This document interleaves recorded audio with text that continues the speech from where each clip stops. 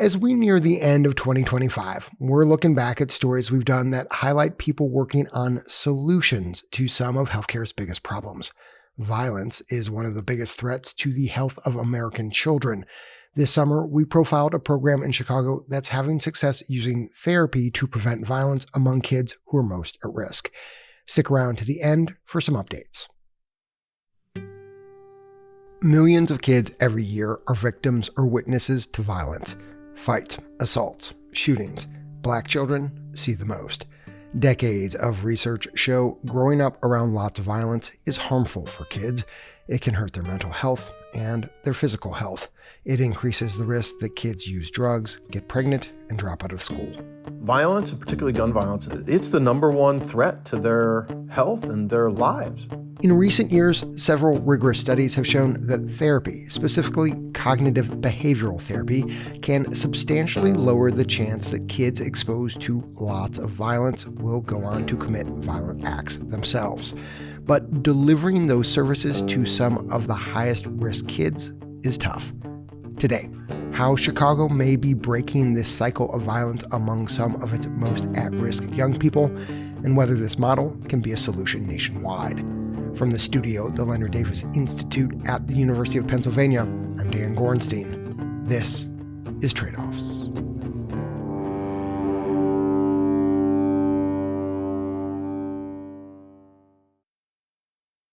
A quick note before we start. Much of this episode focuses on a 17-year-old who has an ongoing case in the juvenile justice system. To protect his privacy, we will refer to him by a nickname and not name his school or discuss the specifics of his arrest. May 10th, 2024 was kind of a perfect day for T-Man. That day was just amazing to me. It just felt like too good to be true. It was a Friday afternoon. School was out, and the 16-year-old sophomore was going to see his cousin. That's like my everyday cousin. Like, I could call him for anything. He could call me for anything. Like, it's not a day I don't go without talking to this man. The two teenagers were close. They looked out for each other, trying to stay safe in their neighborhood on Chicago's west side, a section of the city where a fight, a robbery, or a shooting are common. They had a lot of fun together, too, and this Friday afternoon was one of those. The pair went to the park, goofed around, talked to girls. That night, T-Man went to his cousin's house. They stayed up talking until 3. The very next day, T-Man's life turned upside down. I was in the bed with my cousin. I woke up and he wasn't breathing. T-Man and his uncle rushed his cousin to the hospital. An hour later, we were sitting down. They told us that he's gone. He died from an overdose. T-Man was in shock. Apparently, his cousin had taken some pills. T-Man says he didn't know his cousin had done that. He was 16 years old. Like, this a person I never thought I'd be closing a casket on or have to wake up to him, like, next to me, and he's not alive no more. That's like, I never experienced that type of pain before. Closing the casket on people happens a lot on Chicago's west side. It's the part of the city with the highest rates of overdose deaths and the highest rates of gun violence. Research shows that kids who are exposed to high levels of trauma are more likely to struggle with depression, addiction, and suicide, as well as perpetrate violence and end up incarcerated. But over the last decade, evidence has mounted that there's a reliable way to help kids break this cycle. Cognitive behavioral therapy charges us with slowing down and challenging the way that we are interpreting information. Julie Noobler is a social worker and the director of mental health at Brightpoint, a Chicago-based mental health provider. Cognitive behavioral therapy, or CBT, is a kind of talk therapy that focuses less on past traumas and more on present behavior. At its most simple, the idea is to help people change patterns of how they think and how they act to develop more effective ways to cope with life. Julie explains, when young people are repeatedly exposed to trauma, the emotional part of their brain takes over. Your thinking brain goes offline because your brain's trying to keep you as safe as possible, as quick as possible. This can be helpful, necessary even, when kids are surrounded by violence. But when your emotional brain is on all the time, alert to these dangers, it can make it harder to respond in other situations. You're faced with an argument at school, and your brain is ready to take that shortcut. Is that this is a threat to my safety. In other words, a disagreement with a teacher turns into a shouting match. A hard look turns into a shooting. Julie says cognitive behavioral therapy helps kids avoid those overreactions. What we're trying to do is slow that train down and engage the young person in evaluating what's happening and staying in their thinking brain. CBT therapists help kids learn to see distortions in their own thinking, better understand the motivation of others, and gain confidence in their ability to problem solve. Dozens of studies over the last 50 years have shown that CBT can reduce the number of people who return to prison. And over the last decade, a string of rigorous evaluations has found that CBT can cut in half the chance that high-risk kids are arrested for a violent crime. Kind of feels like magic, right? It's like, so we just tell people to slow down their thinking and they stop shooting people? Like, are you kidding? It's that easy. Jennifer Doleac is an economist who studies criminal justice at Arnold Ventures, a philanthropic group that also supports trade-offs. Jennifer is excited by the recent CBT work. A limitation, though, she says, has long been getting the idea to spread among people who often consider mental health a four-letter word. A lot of the research that's been done on CBT has been in settings like schools or in juvenile detention facilities or in prisons where people are literally captive audiences. So figuring out how to get people to voluntarily engage with that kind of treatment is in some ways the million-dollar question.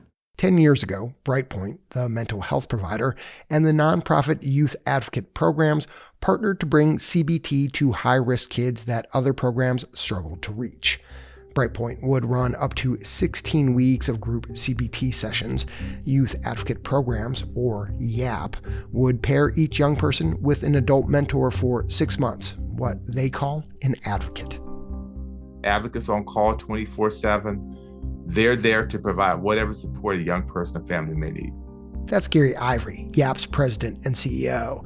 Advocates would spend at least 8 hours a week with the young person, doing everything from taking them out to sporting events and meals to helping them find jobs or open a bank account.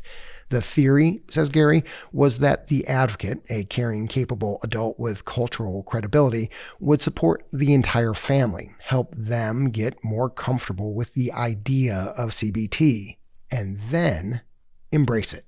We help them to make sure they showed up and then make sure those learnings from those group sessions, we help them to apply it in their home and community settings. The final partner in this collaboration, named Choose to Change, was the University of Chicago Crime Lab. Researchers would evaluate Choose to Change to see if it would reduce violence among high-risk kids before they ended up in jail or juvenile detention. T-Man started participating in Choose to Change a couple of months before his cousin died in May of 2024. A school dean hoped the program would help T-Man, who had a history of getting into fights, or as T-Man described it, struggling to keep small problems small. After his cousin's death, it became even harder for T-Man to control his anger.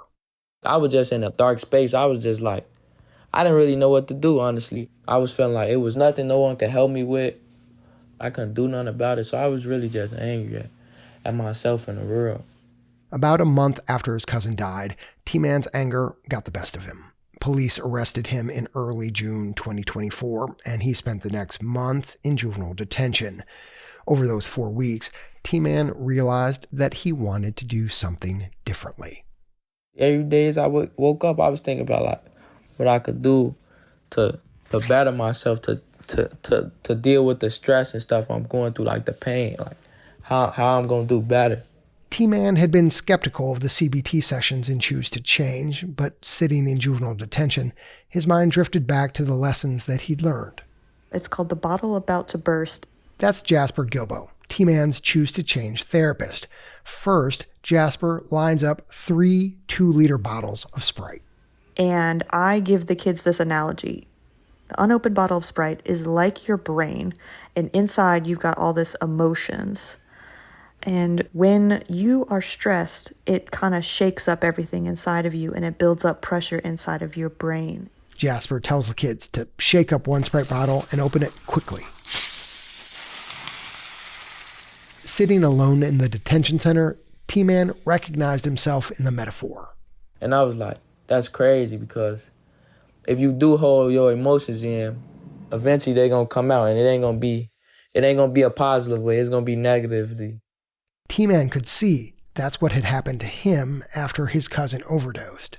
But there was another part of this Sprite lesson that stuck even more.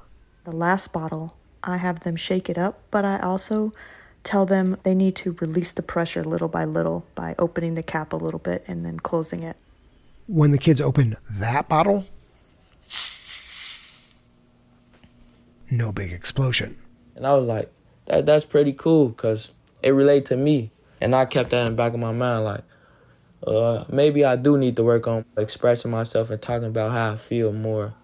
T-Man, ready to make a plan, asked to talk to a therapist in detention. And he started making goals for after he got out. Land a job, get his grades up. He'd been ranked number 2 in his class. I also had a goal, like changing the way I think about stuff and think before I do things. That was one of the main goals I really wanted to focus on. A textbook CBT success. T-Man saw the distortion in his own thinking that anger would help him cope with his cousin's death. After 31 days, a judge released T-Man back home. The judge ordered T-Man could only go to school, go to work, or go out with his Choose to Change advocate, Theresa Wright. The two spent a lot of time together, going out to eat, walking through the park, practicing the lessons T-Man had learned. We're talking about things to prevent history repeating itself. We're going to focus on some goals and what we need to do. So we start setting goals. And so when we start setting those goals, he became excited. We talked about things like you can't take stuff back. So if you do it with a meaning, so you won't have to regret anything you do. T-Man started making connections between the lessons in Choose to Change and other parts of his life, like one of his favorite songs. It's called I Can't Take That Back by NBA Youngboy. Shit I said before, I can't take that back. He'd always liked the song. Now, he told Theresa, it was a constant reminder of one of the core lessons of CBT. I told her, like, the meaning of it really just, when you do something, you can't take it back. That's why I told her, like, so you gotta make the right decision before you do it. When T-Man went back to school in August, he felt different. Someone capable of making better decisions. The best example, maybe? One day, he was upset that a teacher had posted a grade late. Back in the day, that would have set T-Man off. I probably was going to get angry, walk out the classroom, slam the door or something.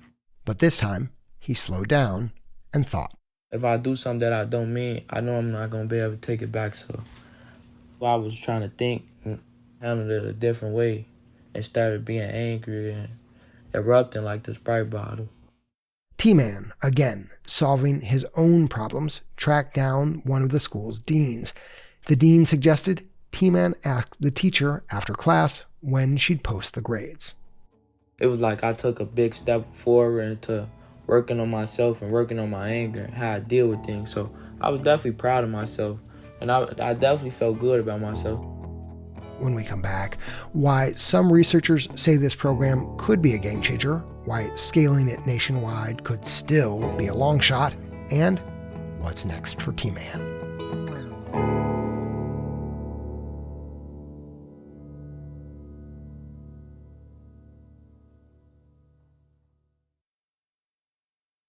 Welcome back.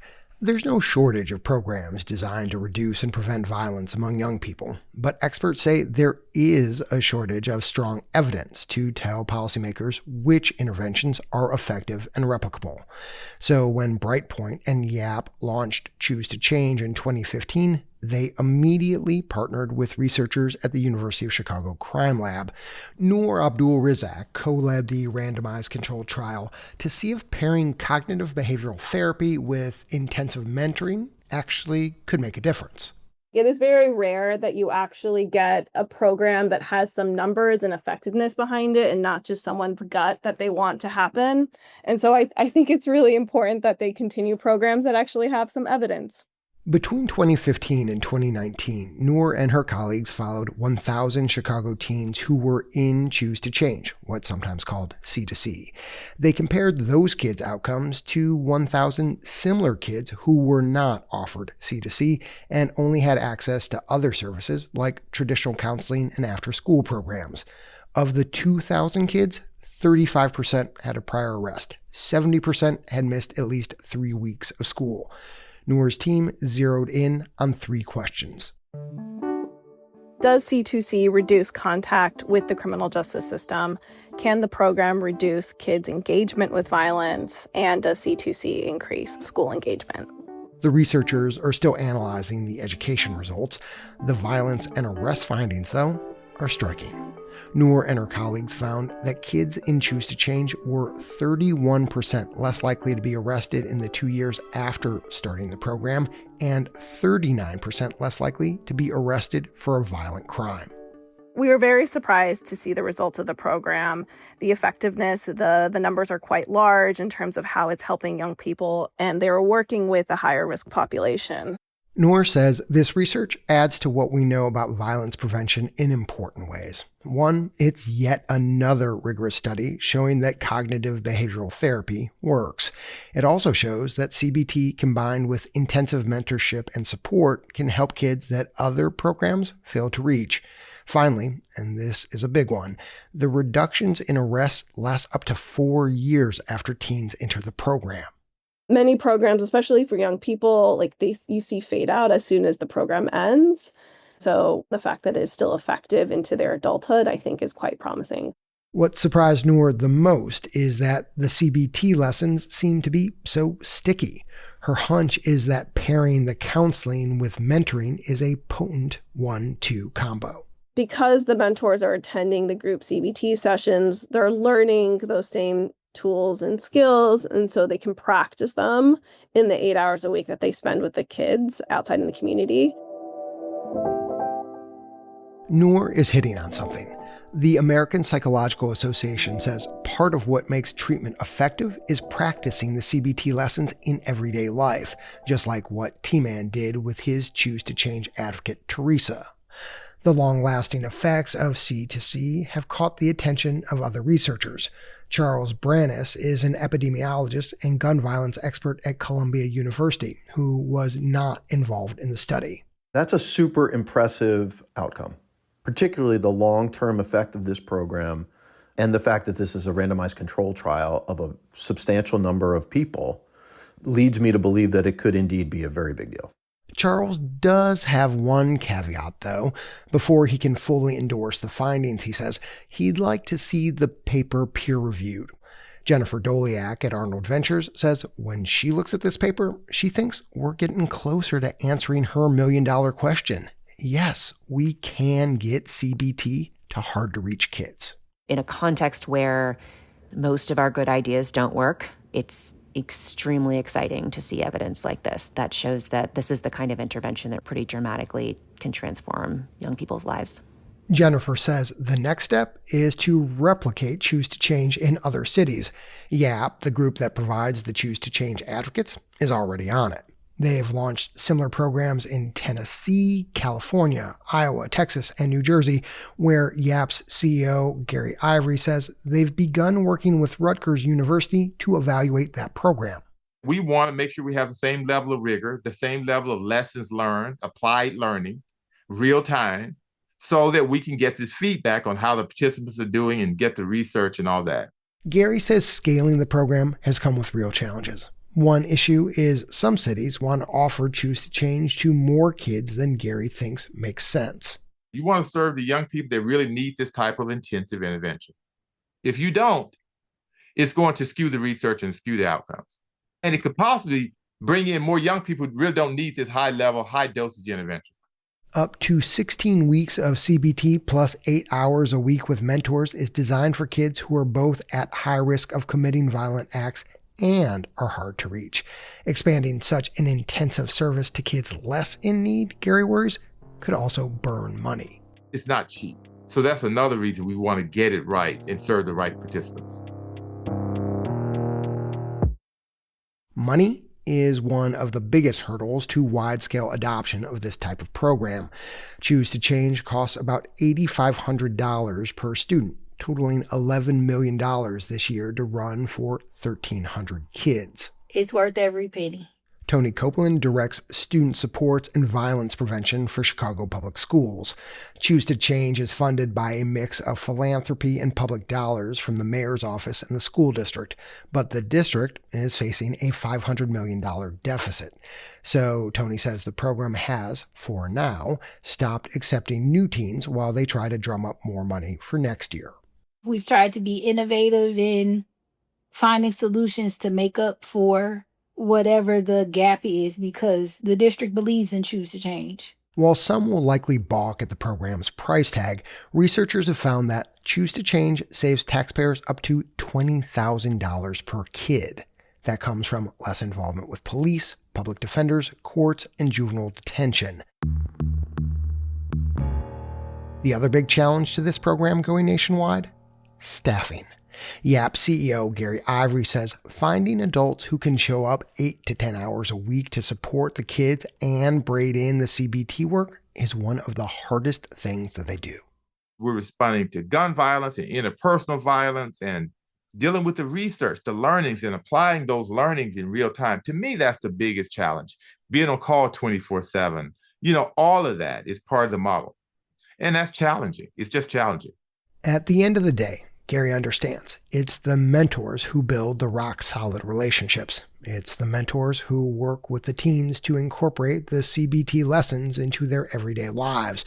And the working theory is that bond is why Choose to Change students are less likely to get arrested even years after they leave the program, something other CBT programs have failed to accomplish.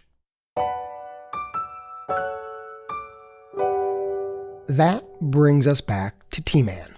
Nearly a year after he finished Choose to Change, he's in constant contact with his advocate, Theresa Wright. He calls me about everything. Miss Theresa, I got my own job. I'm working with kids. I'm giving back. I'm helping these kids. Every milestone that's happening in his life, he always calls. I know I could talk to Miss Theresa about anything and she won't judge me. Like, she'll be there for me and try to help the situation before anything. Theresa says most of the kids she's worked with in her 4 years still blow up her phone. They still feel like that they have somebody that they can connect with when they're having some type of issues, or they're telling me, I'm getting to school on time, or Miss Theresa, can we still see each other on the weekends? That's when I know I've done a good job. T-Man sure thinks Theresa has done a good job with him. She's seen something that I didn't see in myself at first. It helped me realize the strengths that I had, the talent I had, like how far I could go with it. These days, T-Man is working as a counselor for younger kids, and he's stayed out of trouble since his arrest. He's number 3 in his class, 1 spot from his goal. He dreams of starting his own fashion company or real estate company, a construction business. Like surrounding myself around the right people, having the right support team. I want to build me an empire. CBT treatment often involves facing your fears instead of avoiding them and developing more confidence in yourself. T-Man has done both. He thinks often of that song, I Can't Take It Back. It's a reminder to slow down, to think before he acts. It also reminds him that these days he does a better job of keeping the small things small. Nobody can take that back either. Chicago Public Schools were able to come up with enough money to enroll new students in Choose to Change this year, but only 625, several hundred fewer than previous years. The school district says it's actively courting philanthropic support to help sustain the program.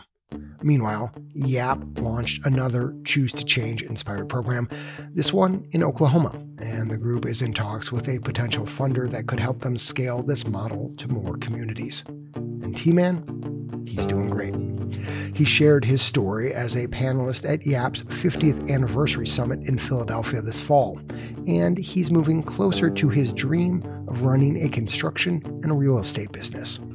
He's been accepted to several four-year universities and trade schools. T-Man still talks with his advocate, Miss Theresa, every Friday, and he says he uses the skills he learned from Choose to Change every single day. I'm Dan Gorenstein. This is Trade-Offs.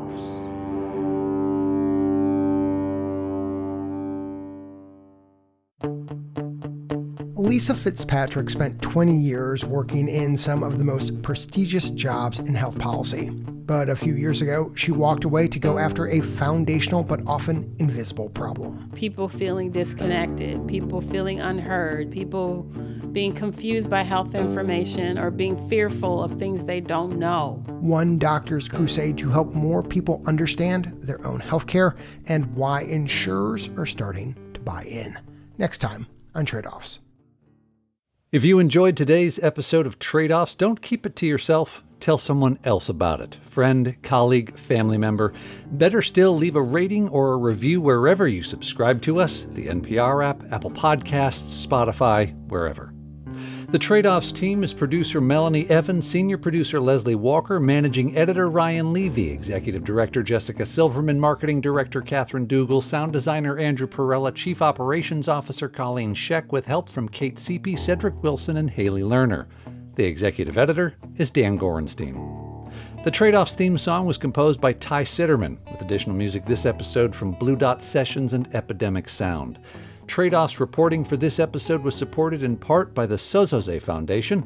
Special thanks this week to Sebastian Hidalgo, Manuel Torres, and Kelly Williams. Additional thanks to Rosanna Ander, David Finkelhor, Sarah Heller, and David Williams. Thanks also to all our listeners who helped to support our work, including Katie Elise Turner, Gaha Ansel, and Erica Phillips. Our media partner is Side Effects Public Media based at WFYI, and we partnered on this story with the Marshall Project. Trade-Offs is supported by the Robert Wood Johnson Foundation, Arnold Ventures, the Gordon and Betty Moore Foundation, the Sozoze Foundation, Just Trust, West Health, the California Healthcare Foundation, the Foundation for Opioid Response Efforts, and the Leonard Davis Institute at the University of Pennsylvania. Our financial supporters are not involved in any decisions about our journalism. The views expressed in this episode are those of the individuals and not those of Trade-Offs staff, advisors, or funders.